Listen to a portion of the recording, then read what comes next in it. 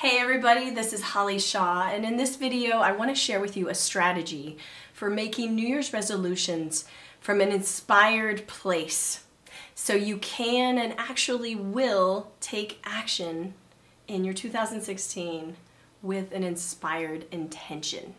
Now, I'm going to start by telling you that I don't like the word goals, okay? And I know I shouldn't be saying this because I'm a coach, but something about that word, like, oh, it just makes my skin crawl. And I think it's just being creative minded. So if you're anything like me, I mean, goals work for some people, but if you're anything like me, you have to sort of, have a more creative way, a more expansive way to approach what you want to do in your year without using the word goals. So I promise I'm not going to use the word goals in this video.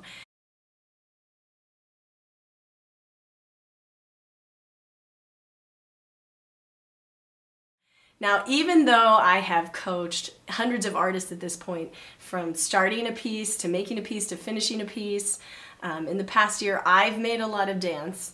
I've also, I recorded my first meditation album. I'm a single mom. I've expanded my coaching business so I can help more artists. And I became a soccer referee this year, which I don't know what I was thinking, but that's something else that I do. So, like, this is a woman who gets some stuff done. Like, I definitely have a vision, and I'm definitely working towards it all the time, and I'm taking action. So I want to share with you, a creative-minded person, how I do this and my strategy for doing this. So this is the first part. First, what I do is I start with my vision. Okay, so start with your vision. Where do you want to be 1 year from now? What does that look like for you? What is it that you would like to be doing in your life at that time? Maybe you want to take your band on a tour to Europe, or maybe you want to finally record that album. What is it that you want to be doing in your life 1 year from now? And it should feel like, ooh, a little scary, a little stretchy, like you'd have to grow to get there, but like something that, is possible. It's possible, and it's something that you want. That's the most important thing. So what is that vision for yourself? So I want you to take a little moment to figure that out and just to kind of sculpt that out. And how would it feel to be there? And what would that be like? And what would you dress like? And what would you be wearing? I mean, you might not be that different. It doesn't have to be a huge vision, but it's something that you want to be doing a year from now. Because here's the thing. I feel like a lot of people do a lot of different things, but they don't really know what they're working towards, So it's kind of like a mountain. And you can climb around on a mountain, but you can climb horizontally, and then what happens in a year? You've climbed around and you're in the same place you started in.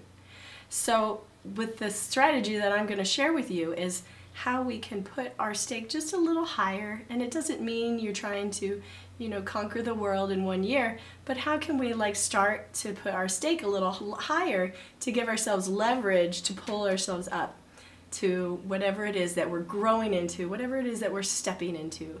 So start with your big vision or your little vision, but your vision for this year. What do you want to be doing in 1 year? Okay, that's step one.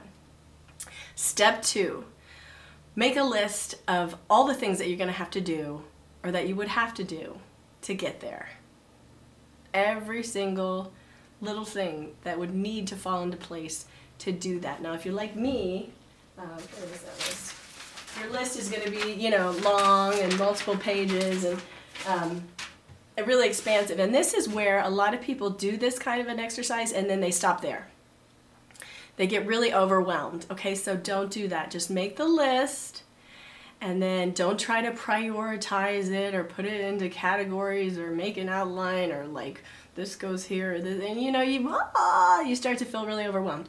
So don't do that, because once you have that list, what I want you to do is look through that list and ask yourself, what is the game changer in that list? What is the one thing that you could do out of all those things that could actually really have a big effect on the total picture, that might actually really get you closer to that vision, because I think we can give ourselves a lot of things to do, but we lose sight of what is the one thing.